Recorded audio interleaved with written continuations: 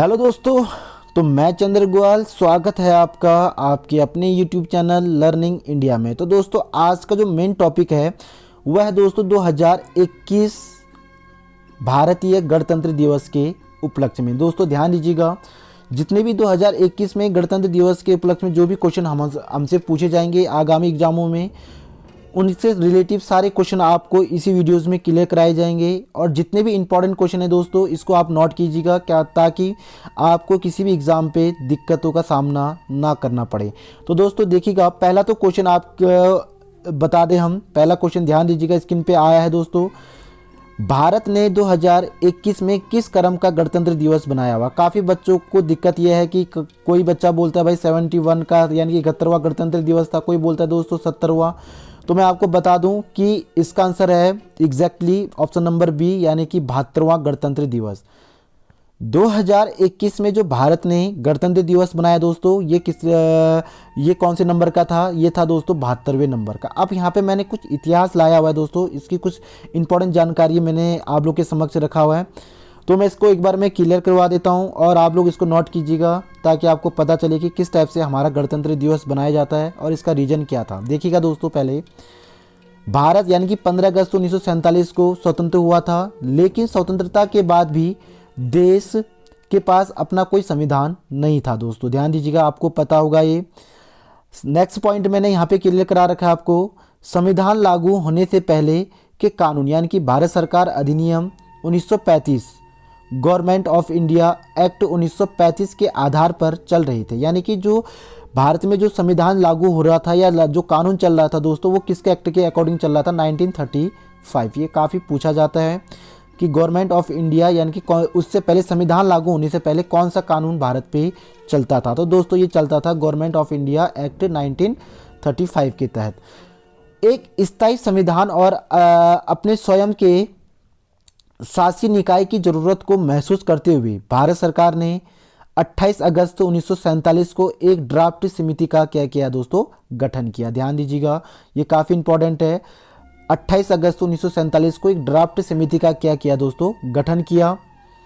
Doctor Bhimrao Ambedkar को मौजूदा समिति का क्या बनाया गया दोस्तों? अध्यक्ष बनाया गया। ये आपको पता होना चाहिए। अब मैं यहाँ पे कुछ इसकी इतिहास हिस्ट्री बता दूँ दोस्तों।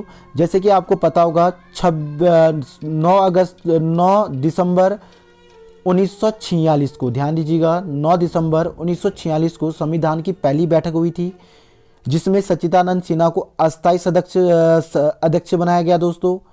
और 11 दिसंबर 1946 को जब दूसरी बैठक हुई तो भारत के प्रथम राष्ट्रपति यानी कि राजेंद्र प्रसाद जी को इसका स्थायी सदस्य बनाया गया दोस्तों। ध्यान दीजिएगा, यानी कि स्थायी अध्यक्ष बनाया गया। उसके बाद ध्यान दीजिएगा दोस्तों, ये 2 पॉइंट आप लोग क्लियर कीजिएगा। उसके बाद जो नेक्स्ट पॉइंट है आपका, लगभग 3 वर्ष के बाद यानी कि 1947 देश आज़ाद होने के बाद 3 वर्ष के बाद 24 जनवरी 1950 को संविधान पर हस्ताक्षर किए गए दोस्तों। ध्यान दीजिएगा, ये काफ़ी पूछा जाता है।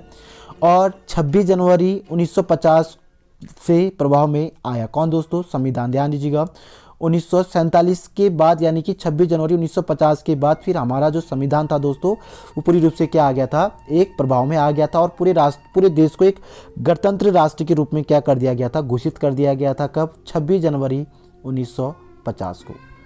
ये पॉइंट क्लियर कीजिएगा। और जो लागू किया गया था दोस्तों यानी कि लगभग, तो वो कब किया गया था? 24 जनवरी को। 24 जनवरी को 15 अनुच्छेदों के साथ हमारे भारत में संविधान यानी कि गणतंत्र का या संविधान के अनुच्छेद क्या कर दिए थे दोस्तों? लागू कर दिए थे। उसी दिन को तब से भारत में गणतंत्र दिवस के रूप में मनाया जा रहा है। यह दिन एक उचित संविधान होने के महत्व को परिभाषित करता है, जिसे हम सभी नागरिक इसका क्या करते हैं दोस्तों? पालन करते हैं। सबसे पहले ध्यान दीजिएगा, ये जितने भी मैंने आपको ये पॉइंट बताएं दोस्तों, ये काफ़ी इंपॉर्टेंट है आप लोगों के लिए। आपको पता होना चाहिए कि हमारा संविधान कैसे बना और इसका रीजन क्या था और इसको बनाने के लिए क्या क्या दिक्कत आए, ये भी मैं आपको क्लियर करा दूं। आप देखिएगा दोस्तों, पहला पॉइंट ध्यान दीजिएगा, हमारे संविधान को बनने में 2 वर्ष 11 माह 18 दिन का क्या लगा है दोस्तों? समय लगा हुआ। ध्यान दीजिएगा। और भारत के संविधान का जो निर्माण किया गया दोस्तों, ये भारत के सबसे उच्च व्यक्ति यानी कि श्री भीमराव अंबेडकर जी ने इसको बनाने में पूरा सहयोग किया है दोस्तों। और ये हमारे 10 देशों से लिया गया। ध्यान दीजिएगा, भारत के जो संविधान के जो अधिकार हैं दोस्तों, वो टोटल 10 देशों से लिए हैं। इसका भी मैं आपको वीडियो अलग से बना के बताऊंगा, बट आप लोग इतना ध्यान दीजिएगा ताकि आप लोग से कभी पूछा जाए तो आप लोग बिल्कुल कन्फ्यूज ना हो। इसी के साथ चलते हैं दोस्तों नेक्स्ट पॉइंट में। तो नेक्स्ट पॉइंट है दोस्तों हमारा, अब है दोस्तों काफ़ी इंपॉर्टेंट क्वेश्चन, या पॉइंट हमारा जो सबसे इंपॉर्टेंट है, यह आपके एग्जाम के लिए काफ़ी हेल्पफुल रहेगा। ध्यान दीजिएगा, 2021 में कितने लोगों को पद्म पुरस्कारों से सम्मानित किया गया। ध्यान दीजिएगा, 2021 में जो अभी गणतंत्र दिवस के उपलक्ष्य में हमारे भारत के राष्ट्रपति द्वारा कितने लोगों को पद्म पुरस्कार से नवाजा गया दोस्तों, तो टोटल 119 लोगों को पद्म पुरस्कार से नवाजा गया। ये पूछा जा सकता है और ये काफ़ी इंपॉर्टेंट है दोस्तों कि आपको किस टाइप से आपने इसको पढ़ना है, ताकि आपको बिल्कुल एक A to Z क्लियर हो कि आपको किस टाइप से इसको क्लियर करना है। अब पद्म पुरस्कार, सबसे पहले बात करते हैं यहाँ पे पद्म पुरस्कार की। तो पहले मैं इसका पहले छोटा सा यहाँ पे पॉइंट जो मैंने बना रखा है इसको क्लियर करवाता हूँ, उसके बाद मैं थोड़ी सी इसकी हिस्ट्री बताऊँगा। गृह मंत्रालय ने 119 हस्तियों को एक सूची का ऐलान किया जिन्हें इस साल राष्ट्रपति रामनाथ कोविंद द्वारा पद्म पुरस्कार से क्या किया जाएगा दोस्तों, सम्मानित किया जाएगा।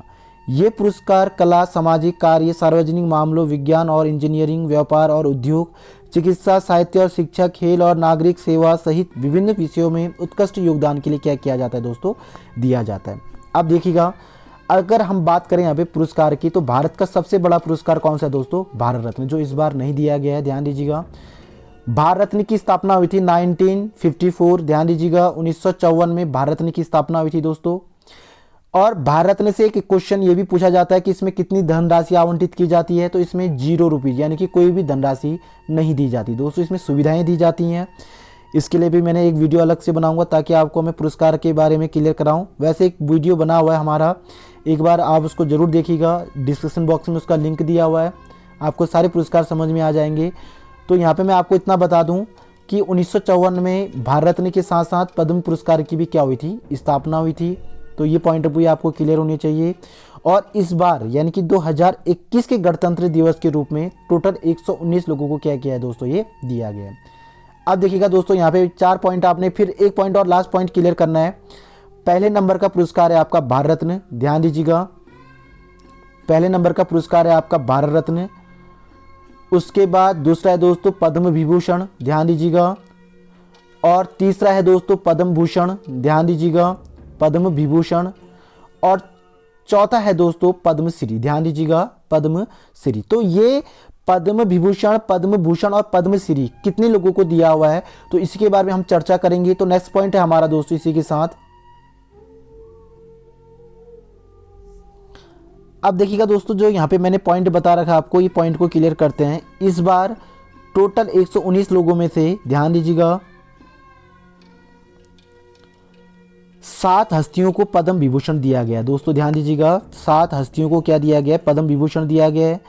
10 को पद्म भूषण दिया गया है और 102 लोगों को क्या दिया गया दोस्तों, पद्मश्री दिया गया। ध्यान दीजिएगा, यानी कि 7 को पद्म विभूषण, 10 को पद्म भूषण और 102 को क्या दिया गया, पद्मश्री दिया गया दोस्तों। ध्यान दीजिएगा, साल 2021 के पद्म पुरस्कार पाने वाले विजेताओं में से 29 महिलाएं थी दोस्तों। ध्यान दीजिएगा, सबसे इंपॉर्टेंट है ये, 29 क्या थी, महिलाएं थी। और एक ट्रांसजेंडर है, ध्यान दीजिएगा दोस्तों। और 10 विदेशी लोगों को दिया गया है और 16 का निधन हो चुका है। ध्यान दीजिएगा, यानी कि ट्रांसजेंडर एक है दोस्तों, ध्यान दीजिएगा, यानी कि लिंग परिवर्तन वाला, और 10 विदेशी लोग हैं। और यहाँ पे नेक्स्ट पॉइंट है आपका, ध्यान दीजिएगा दोस्तों, कि 16 का निधन हो चुका है। ये काफ़ी इंपॉर्टेंट है। और इस बार टोटल 29 महिलाओं को ये पद्म पुरस्कार से नवाजा गया है। ये पॉइंट भी आप लोग ध्यान दीजिएगा। और लास्ट पॉइंट, जैसे कि मैंने आपको पहले भी बताया था, साल 2021 में किसी को भी भारत रत्न से नहीं नवाजा गया दोस्तों। इन सभी विजेताओं को राष्ट्रपति द्वारा मार्च या अप्रैल में राष्ट्रपति भवन में औपचारिक रूप से सम्मानित किया जाएगा। ध्यान दीजिएगा दोस्तों, अभी घोषणा हुई है, अभी इसको फिर मार्च या अप्रैल के अंतर्गत इनको दिया जाएगा। तो ये पॉइंट आपको क्लियर हो गए हैं। अब लास्ट पॉइंट है दोस्तों हमारा कि पद्म भूषण और पद्मश्री और पद्म विभूषण किन किन लोगों को दिया गया है, इसका भी हम यहाँ पे डिस्कस करेंगे। अब ये पॉइंट काफ़ी इंपॉर्टेंट होगा दोस्तों आप लोगों के लिए, एक बार देख लीजिएगा पूरा। पद्म, ध्यान दीजिएगा, पद्म विभूषण यानी कि पद्म विभूषण की अगर हम बात करें यहाँ पे टोटल पद्म विभूषण 7 लोगों को दिया गया था। ये पॉइंट मैंने आपको पहले बता दिया है। अब ये 7 लोग कौन कौन से हैं दोस्तों, सबसे पहले आपको बता दूं मैं, ये सूची मैंने यहाँ पे क्लियर करा रखी है। तो ये सूची में सबसे पहले बात आएगी दोस्तों शिंजो अबे की। ध्यान दीजिएगा, शिंजो अबे को इस बार यानी कि जो जापान के पूर्व प्रधानमंत्री रह चुके हैं दोस्तों, इनको इस बार भारत में पद्म विभूषण दिया गया है। और दूसरे हैं दोस्तों SP बाला सुब्रमण्यम, जो मरणोपरांत तमिलनाडु के थे दोस्तों, इनको दिया गया है। तीसरा है दोस्तों बेले मोनप्पा हेगड़े, दोस्तों ये कहाँ के हैं, कर्नाटका के हैं, ये भी आपको याद होनी चाहिए। चौथे हैं नरेंद्र सिंह कंपनी, ध्यान दीजिएगा कंपनी, नरेंद्र सिंह कंपनी, ये मरणोपरांत ये USA के हैं दोस्तों, इनको दिया गया है। और पांचवें हैं मौलाना वहीदुद्दीन खान दिल्ली, ध्यान दीजिएगा, एक इनको दिया गया है दोस्तों। और उसके बाद है बीबी लाल दिल्ली, ध्यान दीजिएगा, बीबी लाल दिल्ली को दिया गया है ये, यानी कि बीबी लाल इनका नाम है दोस्तों और ये दिल्ली के रहने वाले हैं। और उसके बाद लास्ट है सुदर्शन साहू, ध्यान दीजिएगा, सुदर्शन साहू ये है ओडिशा के और इनको भी क्या दिया गया, पद्म विभूषण दिया गया। यानी कि 7 लोगों के आप लोगों ने नाम ध्यान देने दोस्तों, ये आप लोगों से पूछा जा सकता है क्योंकि ये काफ़ी इंपॉर्टेंट है और ये आप लोगों से पूछा ही जा सकता है दोस्तों। ध्यान दीजिएगा, ये मैंने यहाँ पे अंडरलाइन कर दिया है, इतना आपको याद होनी चाहिए कि 7 लोगों को किन किन को ये पद्म विभूषण दिया गया है। अब हम बात करेंगे दोस्तों पद्म भूषण की, ये पद्म विभूषण की बात थी। अब हम बात करेंगे यहाँ पे पद्म भूषण की। पद्म भूषण में दोस्तों ध्यान दीजिएगा, मैंने अभी आपको क्लियर कराया था कि 10 लोगों को दिया गया है पद्म भूषण। तो 10 लोगों में से कौन कौन से नाम है देखिएगा। पहला है कृष्ण नारायण शांति कुमारी चित्रकला, तो दोस्तों ये केरला के हैं, ये पॉइंट भी ध्यान दीजिएगा। दूसरे हैं दोस्तों तरुण गोगोई, ये इनको मरणोपरांत दिया गया है, ये असम के हैं। और तीसरे हैं चंद्रशेखर कंगरा, ये हैं दोस्तों कर्नाटका के, ये पॉइंट भी ध्यान दीजिएगा। चौथे हैं सुमित्रा महाजन, ध्यान दीजिएगा दोस्तों, सुमित्रा महाजन इससे पहले हमारे लोकसभा अध्यक्ष रह चुके हैं, तो ये है मध्य प्रदेश के। उसके बाद है नरपेंद्र मिश्रा उत्तर प्रदेश, दोस्तों ये हमारे प्रधानमंत्री के सचिव भी रह चुके हैं बहुत पहले, तो नरपेंद्र मिश्रा जी को भी दिया है ये, और ये उत्तर प्रदेश से हैं। और उसके बाद छठे हैं रामविलास पासवान जी, दोस्तों अभी आपको पता होगा इनका भी देहांत हो गया, ये कृषि मंत्री थे हमारे, तो इनकी अभी डेथ हो चुकी थी दोस्तों, आपको पता होगा इनका निधन अभी हाल में हो रखा है। तो इनको मरणोपरांत बिहार के हैं दोस्तों ये, तो इनको ये अभी क्या दिया गया था, पद्म भूषण दिया गया है दोस्तों। ध्यान दीजिएगा, अभी इनकी डेथ हुई थी, इनका अभी निधन हुआ है, ये बिहार के हैं और ये हमारे अभी कैबिनेट मंत्री थे दोस्तों, कृषि मंत्री, तो इनको भी यह पुरस्कार से नवाजा गया है। और उसके बाद दोस्तों ध्यान दीजिएगा केशु भाई पटेल, ये भी मरणोपरांत दिया गया है दोस्तों, ये भी मंत्री के पद में थे शायद ये, तो ये गुजरात के हैं। उसके बाद है कल्बे शाहिद, ये भी मरणोपरांत दोस्तों, ये यूपी के हैं। और 9वें हैं दोस्तों रजनीकांत देवीदास श्रॉफ, तो ये महाराष्ट्र के हैं दोस्तों।